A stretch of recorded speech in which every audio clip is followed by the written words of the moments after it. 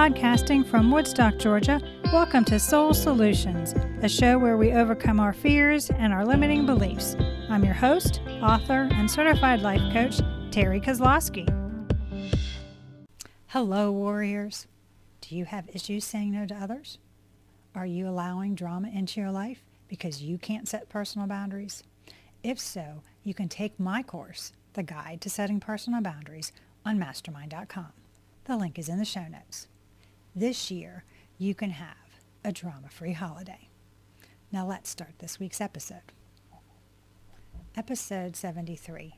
See the hope and love in the world around you this holiday season. Hope is a magical word. It brings wonder to the mundane and allows for endless possibilities. The definition of the word is to expect a desired outcome to occur.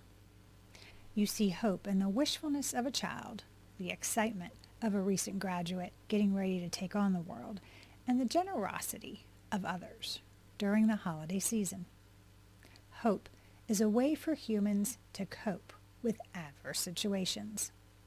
Everyone has lost hope at some point in their life, especially people who weren't appropriately supported as a child or had childhood trauma, like myself.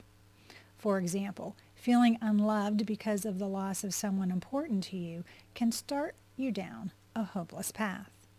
Likewise, abuse of any kind can make you feel unworthy and that your life is out of control, so you feel despair.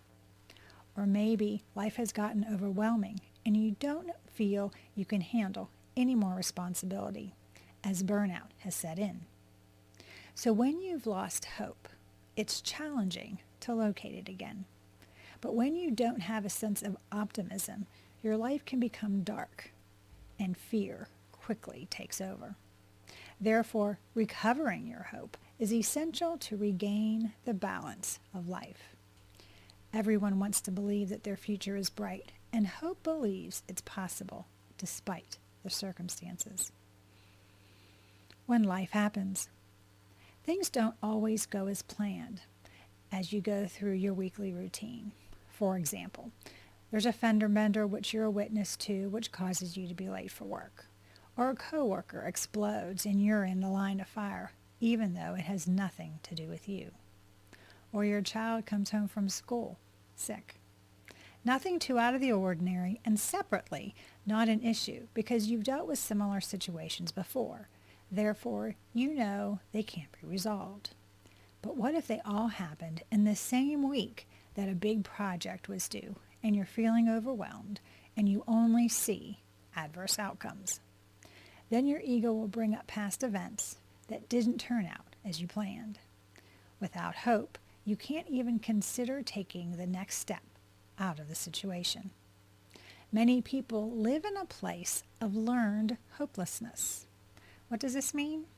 Well, it occurs when someone has persistent, adverse, and uncontrollable conditions occurring in their lives, and they stop trying to alter their circumstances, even when they actually can. When you give up trying to improve your life, it leads to indifference and hopelessness, and you believe, nothing I do matters, so why bother? I always fail. This type of thought pattern leads to passivity. Without hope, you live in despair, and those in your life don't understand why you aren't making any efforts to improve your situation. The ego uses hopelessness. When you are living from a place of despair, you are lethargic. As a result, you aren't inspired to do anything that could be helpful to altering your current disposition. Instead, the egoic voice continues the negative self-talk. For example, why should I go out with friends? They really don't like me anyway. Why exercise? It won't matter, especially since I'm eating so much holiday goodies. I'll wait till after the new year. Why clean the house? No one wants to come visit me. Why do anything? I'll just be disappointed again. Do you recognize any of these lies of the ego?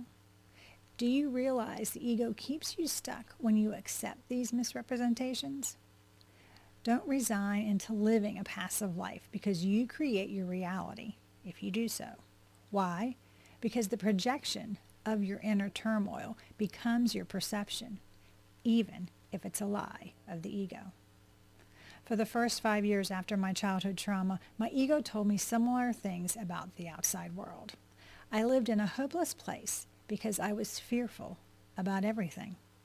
The ego's job is to protect us, so fear is its most powerful tool to keep us immobile. For me to move forward, I had to believe that my life could be different, and that's where hope comes in. 10 ways to rediscover hope. When you feel like hope is elusive, try these tools so that you can get to the other side of your wilderness.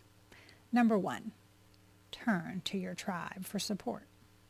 When you are hopeless, lean on those people in your life who love you and will remind you of your resilience and perseverance.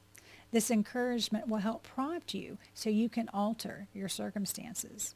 The love of those you have an authentic connection with keeps you from isolating yourself and making the hopelessness worse.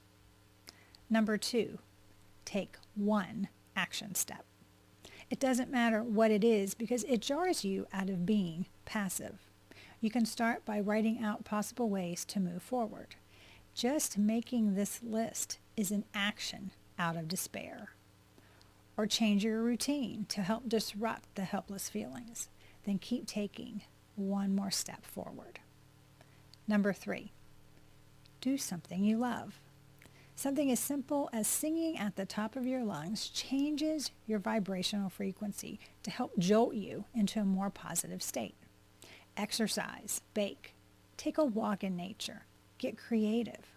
When you are doing something you enjoy, you remind yourself that you control your life. Number 4, be kind to others. When you are service-oriented towards others, it positively affects your mood and overall outlook of the world. Why? Because it triggers a serotonin's release, which has a calming effect from a physical standpoint.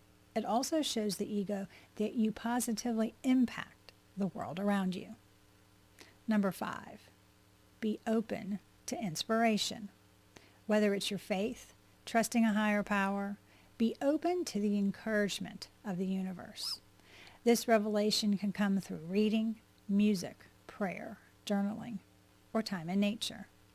Then get quiet and listen to the soulful whispers of your heart. These conversations with your soul will never lead you astray, but you have to get silent to hear this voice. Number 6, be fully present. Remember, you can't have hope about the past, which cannot be changed. And when you are in despair, you can't see a better future. So staying in the present moment is where action, inspiration, kindness, and creativity occur. Only in the now can you see the hope and love that's all around you. Number 7, accept what is. Only when you acknowledge the situation can you alter it. Because only until you recognize the truth of the circumstances can you stop the struggle against it. Then you can look for the lesson you are to learn and move forward. Number 8, be grateful. When you have gratitude for what you do have in your life, it raises your vibration and improves your attitude. When you recognize the blessings all around you, you ignite the spark of hope. Number 9, let go of attachments. The ego attaches to fear, the past, negative stories, people, whatever it needs to keep you stuck. Learn to detach from those things you know that are holding you back from living the life you desire. Number 10, find hope in the unexpected. See that these changes, small action steps, are signs of hope that you will alter your situation. Believe that you are a world changer and you are opening your heart to find hope in places you haven't looked before. Hopefully, moving forward. Let the courage within you rise up and cultivate the hope that is all around you. One step at a time is all you need to do, remembering all the remarkable things you've accomplished in your life helps you see that overcoming is something you've already achieved, so you can work through the current situation and whatever may be around the corner.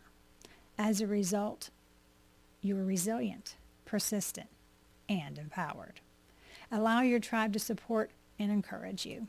Their love shows you that humanity can come together to overcome, which provides you with the spark of hope you need to take action. With them, you can continue to take another step, and then the next one. And since you're learning from each of your experiences, next time you or someone you love loses hope, you can help them. Do you need to see the hope in the world around you? Do you want action steps for you to overcome the circumstances you find yourself? If so, please reach out to me at terrykozlowski.com and we can put together a step-by-step process for you to regain your hope and live the life of your dreams. If you want to learn how I opened my eyes to see the hope in my life, you can do so by reading my book, Raven Transcending Fear. The link is in the show notes, or you could go to raventranscendingfear.com. Thanks for listening to Soul Solutions with Terry Kozlowski. If you'd like the show and want to learn more, check out terrykozlowski.com, where you can find the links to everything we talked about in this episode. Please subscribe to the show so you'll never miss an episode as we overcome our fears and our limiting beliefs.